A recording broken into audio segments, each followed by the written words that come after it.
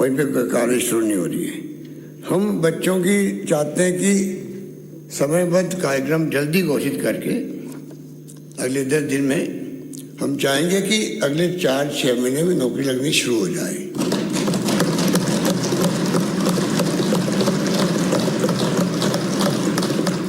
तैंतीस 30,000 नौकरियाँ 32,000 नौकरियाँ में निकाली थी। पहले 20,000 बढ़ाई, फिर 10,000 और बढ़ा दी, 30,000 और बढ़ा दी, मतलब 62,000 नौकरियाँ लग रही हैं। 62,000 नौकरी रुके कैसे लग नहीं पाए। उसीलिए आप देख रहे हैं पिछले 10-15 साल से ही कभी हाई कोर्ट में, कभी किसी कारण से नौकरियां रोकने का प्रयास कुछ लोग करते रहते हैं। ऐसी स्थिति में इनकी मांग क्या उचित है। कटारे जी नेता प्रतिपक्ष तो हैं, पर साथ में एक शिक्षक भी है। उन्होंने खुद ने कहा, मैं भी परसों उनका स्पीच सुन रहा था घर से, कि मैं शिक्षक हूँ और मुझे मालूम है कि सीबीआई में बहुत वक्त लगता है, मुझे मालूम है। ऐसे जो ये अच्छा काम कर रही है, अरे भाई अच्छा काम कर रही तो फिर आप समझो अपना हाईकमांड को कि आप मुद्दा गलत पकड़वा रहे हो हम लोगों को। अच्छा काम कर रही, मैंने सर्टिफिकेट दे दिया एसएसजी को। मैंने खुद ने देखा जब पहला स्टेटमेंट उनका आया था, जैसे वो जयपुर आए ऊपर दबाव पड़ा ताकि पलट गए। नेता परिपक्ष को इतनी हिम्मत दिखानी चाहिए कि वो सही बात को सही बात कहे। और किस तरह से ये मांग कर रहे हैं सब मिल करके, इसलिए किसी ढंग से बच्चों की नौकरी नहीं लगी। इसलिए मैं आह्वान करना चाहूँगा प्रदेशवासियों से भी कि इनकी जो चाल है उसमें आप उनको समझ जाएं, ये चाल को पर्दाफाश करें उसका। और जिस रूप में इन्होंने पूरा सदन को डिस्टर्ब कर रखा है। माननीय राज्यपाल महोदय का स्पीच चल रहा था और आपने उनको इशारा भी किया राज्यपाल महोदय को। उन्होंने आपकी बात को तवज्जो दे करके इनसे रिक्वेस्ट करी, उसके बाद भी इन्होंने परवाह नहीं करी उसकी, क्योंकि इनको तो जो इनका एजेंडा है उसको इनको आगे बढ़ाना है। कैसे सरकार को बदनाम करो, झूठा बदनाम करो। इसलिए मैं कहना चाहूँगा माननीय अध्यक्ष महोदय, सीबीआई को ट्रायल दिला के ये 1 साल बर्बाद करना चाहते हैं कम से कम, और पता नहीं 1 साल में वो किस स्टेज पे केस को लाएंगे। इसलिए माननीय अध्यक्ष महोदय बहुत शानदार काम किया एसओजी ने, मैं उनकी धन्यवाद देना चाहूँगा। जिस दिन से इत्तला मिली, ये पहला केस है देश के अंदर। आप देखिए कितनी जगह पर ये आपके केसेज जो है देश के अंदर, तो दूसरे राज्यों में भी परीक्षाएं जो है, गुजरात में कितनी परीक्षाएं जो पेपर लीक हुए हैं। गुजरात में non secretariat clerk, Haryana police constable paper, Madhya Pradesh में एसडीओ, एआरईओ और नर्सिंग भर्ती परीक्षाएं, यूपी में दरोगा भर्ती, और यूपी में यूपी पीसीएल भर्ती, यूपी लोअर सबऑर्डिनेट परीक्षा, ग्राम विकास अधिकारी, यूपी पीएटी, यूपी टीईटी परीक्षा, और केंद्र सरकार द्वारा आयोजित यूजीसी नेट 21 2021 नीट परीक्षा, एसएससी सीजीएल भर्ती, थल सेना में जनरल ड्यूटी। ये परीक्षाएं सब जगह पेपर लीक हुए हैं देश भर के अंदर। तय में जाना चाहिए कि कारण क्या है। देख महोदय कि ये स्थिति क्यों बन रही देश के अंदर, पेपर लीक होते जा रहे हैं, गैंग बन जाती है, ये स्थिति क्यों बन रही है। कुछ कारण होंगे, फ्रस्ट्रेशन होगा युवाओं के अंदर, जो हालात बन गए देश के अंदर। जिस प्रकार का माहौल बनता है उस प्रकार का बिहेव जनता करने लग जाती है। माहौल बनाने वाले दोषी कौन है? एनडीए गवर्नमेंट है और बीजेपी है। बर्बाद कर दिया देश को, बर्बाद कर दिया है। पूरा देश चिंतित है। इंदिरा गांधी ने जान दे दी तो खालिस्तान ने बन दिया। राजीव गांधी शहीद हो गए, सरदार बेंची जी शहीद हो गए। एक तरफ तो त्याग बलिदान की कहानी आज़ादी के पहले की बात की हमारे साथ में है।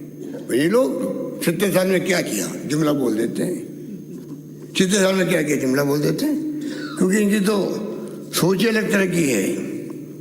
इनकी सोचो, अगर कोरोना आ गया, दुनिया चिंतित हो गई क्या होगा, और हमारे केंद्रीय मंत्री कहते हैं अर्जुन मेघवाल, भाभी जी पापड़ खाओ, भाभी जी पापड़ खाओ, आपको कोरोना चला जाएगा। ये वो सोच वाले लोग हैं। शेखावत साहब कहते हैं नरेंद्र जी बालाजी को नारियल चढ़ाओ। कमाल है। अगर ये बातें जनता को बताएंगे कि इससे आपका कोरोना खत्म हो जाएगा, बेचारा वो जाएगा नहीं टाइम पे, अस्पताल के अंदर मर जाएगा। मर गए कई लोग, तो इनकी बेवकूफ़ियों से कई लोग मर गए हैं, किसी को नहीं मालूम है। ये पापड़ खिला रहे हैं, नारियल फोड़वा रहे हैं बचाने के लिए। बताइए आप, ये स्थिति है। कभी ताली बजती है, कभी थाली बजती है। क्या हो रहा है देश के अंदर, हो क्या रहा है देश के अंदर। ब्लैक फंगस क्या भयंकर बीमारी आई। 500 पेशेंट तो यहाँ आगे, 500 पेशेंट ब्लैक फंगस, पूरा आधा चेहरा जो है, क्या क्या नहीं हुआ। मैं तो देख के आया अस्पताल के अंदर। शानदार काम किया हम लोगों ने। तो मैं निवेदन कर रहा था आपको, दूसरे राज्यों में सब जगह पेपर लीक हो रहे हैं, कहीं सीबीआई की मांग नहीं हो रही है। वो जानते हैं कि लेट हो जाएंगे हम लोग।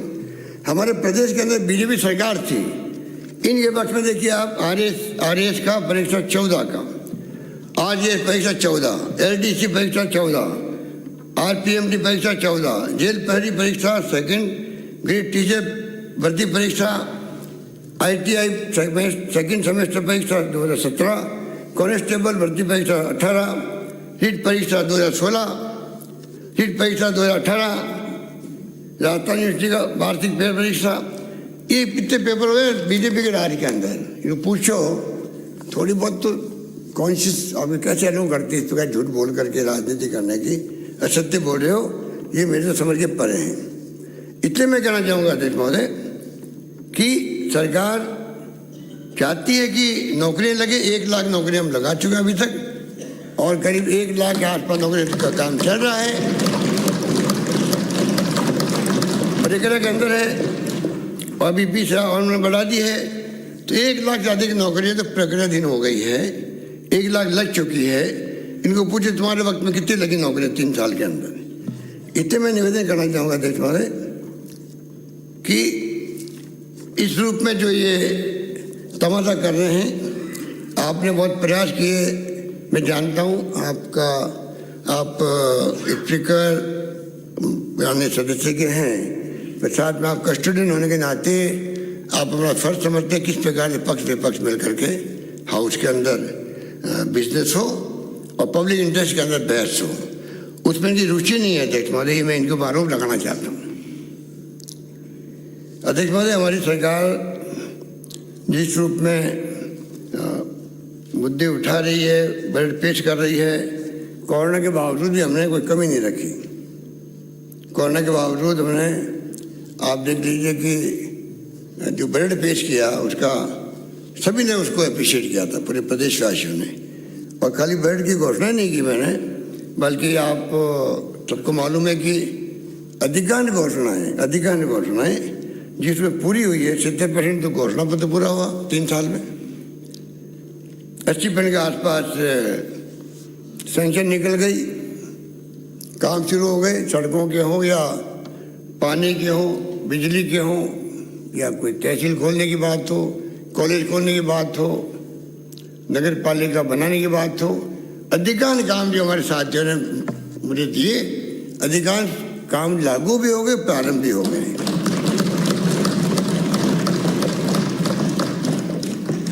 अध्यक्ष महोदय, पंडित नेहरू जी के ज़माने से ही इस देश का सौभाग्य एक ऐसा प्रधानमंत्री मिला दूरदृष्टि वाला, जिसने उस जमाने में कल्पना कर ली थी देश का भविष्य क्या होगा। उसी ढंग से बड़े बड़े बांध, बड़े बड़े कल कारखाने आए, और साथ में वो संस्था आई जो विश्व के अंदर प्रतिष्ठित थी, चाहे वो IIT की तरह थी, IIM, एम्स, ये नेहरू का विजन था, DRDO, ICAR, ISRO, PGI, SMS जैसे हॉस्पिटल उस पर बना था। ये भी, ये अध्यक्ष महोदय उस जमाने के जो फैसले हुए, उसके कारण आज देश जो है वर्तमान स्थिति में पहुंचा है 21वीं सेंचुरी में, प्रधानमंत्री जाते दुनिया के मुल्कों में, उनका सम्मान होता है। तो इसलिए सम्मान होता है 70 साल में आपका देश कहाँ का कहाँ पहुँच गया है।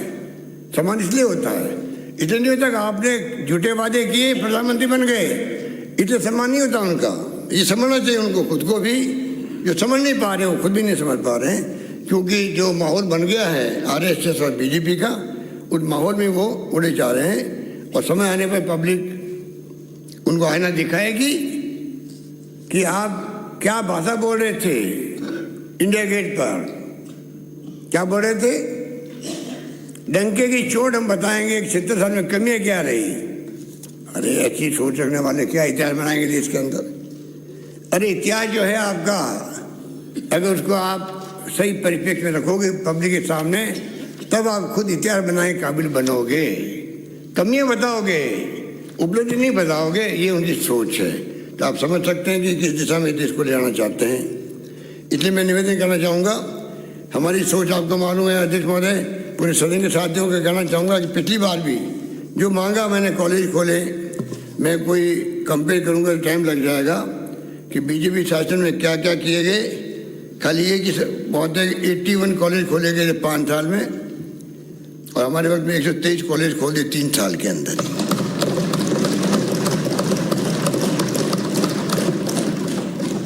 ये सारे आंकड़े मेरे पास में, मैं उसमें नहीं जाना चाहूँगा। स्कूलें क्रमोन्नत की गई, प्राइमरी स्कूल खोली गई, मॉडल स्कूल बनाए गए। कस्तूरबा गांधी उन्होंने 5 वर्ष में एक नहीं बनाया, हमने 20 बना दिए।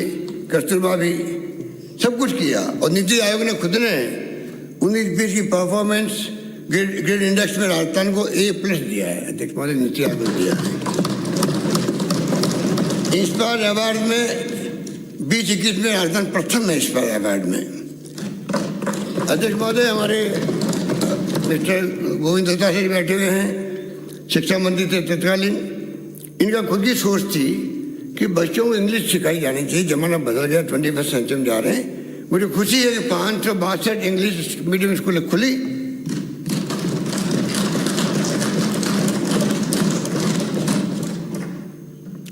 उसका बंदा लगा लीजिए कि आप किस प्रकार से हमने जो शुरुआत करी है इंग्लिश स्कूल की, और 5000 की आबादी के गाँव को हमने टारगेट बनाया है। अगला बजट आएगा, हम चाहेंगे कि किस प्रकार से इंग्लिश स्कूलों के माध्यम से स्थान के अंदर आप महसूस करोगे 10-15 साल के बाद में किस प्रकार से बच्चे जो है आपके परिवार के, गांव के परिवार के बच्चे, वो जबान पे इंग्लिश रहेगी हिंदी के साथ साथ में, कॉन्फिडेंस रहेगा बोलने का, इंग्लिश बोलने का। जमाना बदल गया है, आज प्रतिस्पर्धा का जमाना है। इंटरनेशनल भाषा एक प्रकार से इंग्लिश बन गई है। राष्ट्रीय अंतर्राष्ट्रीय स्तर पर आप कॉन्फिडेंस के साथ बोल सकते हो। मैं नहीं बोल सकता, बचपन मैंने विरोध किया था इंग्लिश का, क्योंकि उस वक्त माहौल ऐसे ही था। दक्षिण वाले विरोध करते थे हिंदी का, हम विरोध करते थे इंग्लिश का। कोई बोर्ड हो तो जला दो इंग्लिश के बोर्ड को। उस जमाने में इंग्लिश क्या काम आएगी, बाद में मालूम पड़ा इंग्लिश क्या काम आती है। तो हमने खुद ने सपोर्ट किया शिक्षा मंत्री जी को। राजस्थान पहला राज्य देश के अंदर होगा जहाँ गांव-गांव में इंग्लिश स्कूल खुल रही है। जितनी आप मांगोगे उतनी मिलेगी आपको।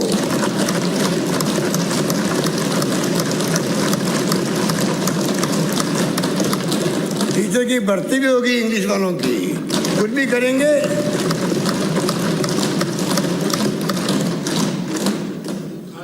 राजस्थान में मानव संसाधन, ह्यूमन रिसोर्सेज शानदार बने, चौमुखी प्रतिभा वाला बने, ये मेरी सोच है। मैं उम्मीद करता हूँ कि उसी सोच को हम आगे बढ़ाएंगे। इसलिए माननीय अध्यक्ष महोदय, ये तो बंद करने वाले लोग हैं, यूनिवर्सिटी को 2 बंद कर दी और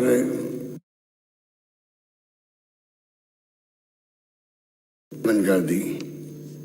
पर मैं समझता हूँ बलवान पूने ने ठीक कहा, जहाँ शिक्षा कम है वहाँ भाजपा ज़्यादा है।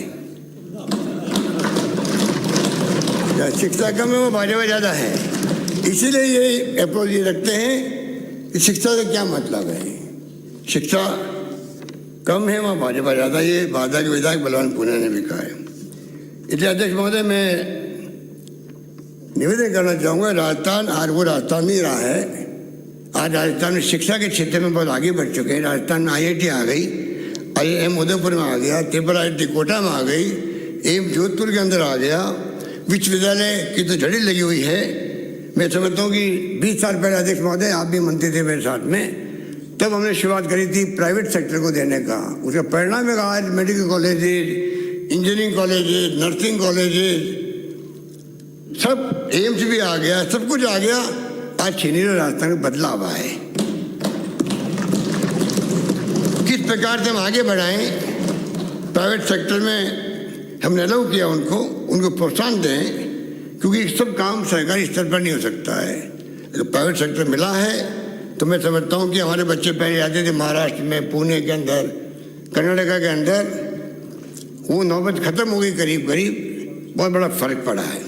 तो अध्यक्ष महोदय, मैं आपको निवेदन करना चाहूँगा कि ये हमारी सोच है और इनकी सोच क्या है वो आज राजस्थान प्रदेश जनता जानती है। अध्यक्ष महोदय, चिकित्सा सेवा और स्वास्थ्य सेवा का सरकारी टॉप प्रायोरिटी पे है अध्यक्ष महोदय, और इसीलिए आपको याद होगा कि मैंने शुरू से ही इस पर जोर दिया है किस प्रकार से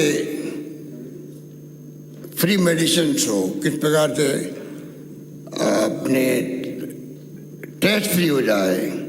मुझे खुशी है कि राजस्थान देश में सबसे अग्रणी राज्य है जहाँ पर टेस्ट भी है और साथ में मेडिसिन फ्री रखी है। अब जो हम लेके आए हैं, और अध्यक्ष महोदय भी मैं कहना चाहूँगा, जो हमने निरोगी राजस्थान की शुरुआत करी थी 19 के अंदर, प्रिवेंशन ऑफ मेडिसिन, कम से कम मेडिसिन की जरूरत पड़े एक, इस शुरुआत में हमने लॉन्चिंग अच्छे ढंग से किया था। बड़े बड़े डॉक्टरों को बाहर से बुलाया और जो तैयारी कर रखी थी निरोगी राजस्थान की, पहला सुख निरोगी काया को ध्यान रखते हुए, तो जो हमारी तैयारी थी वो तैयारी काम आ गई कोरोना के अंदर।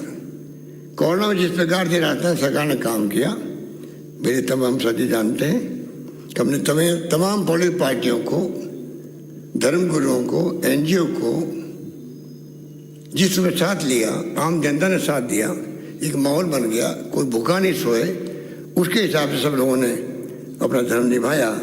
और कैसी भी प्रॉब्लम आ गई, पर पहली फेज में, पहली लहर में लोग चिंता कर रहे थे अस्पताल में जाएंगे कैसे, अंदर कैसे जाएंगे, नर्सेज हो, डॉक्टर हो, वो भी गए और हमने बहुत शानदार तरीके से उसका मुकाबला किया। शानदार पैकेज दिया। सुप्रीम कोर्ट ने तो बाद में कहा 50,000 रुपये का, हमने पहले से जो ऑर्फन हैं उनको 1 लाख रुपये, 2,500 प्रति पेंशन पर लो, और 18 साल होने पर 5 लाख रुपये मिलेंगे। और जो हमारी विधवा बहनें हैं उनके लिए भी 1 लाख रुपये और 1500 की पेंशन ताज जिंदगी। इस प्रकार से हमने आगे बढ़ कर के सब बच्चों के लिए भी व्यवस्था करी कि कैसे वो अपना ज़िंदगी आराम से गुजार सके। शानदार पैकेज मिला है राजस्थान के अंदर। और इसी रूप में हमने जो कुछ भी उस वक्त संभव हुआ, चाहे चार्टर प्लेन भेजना पड़ा हो मुंबई में, भेजा हमने कि एक दिन की देरी भी क्यों हो, दवाई नहीं है, कल कोई एक आदमी जान नहीं चली जाए, उस रूप हमने काम किया, तो अभी भी हमें याद है। तो अध्यक्ष महोदय, इसके साथ में हमने PHC, CHC, इंफ्रास्ट्रक्चर, पूरे इस मेडिकल के अंदर हमने कोई कमी नहीं रख रहे हैं। और हम चाहते हैं कि राजस्थान में मेडिकल के अंदर और ज़्यादा मजबूती लाएं।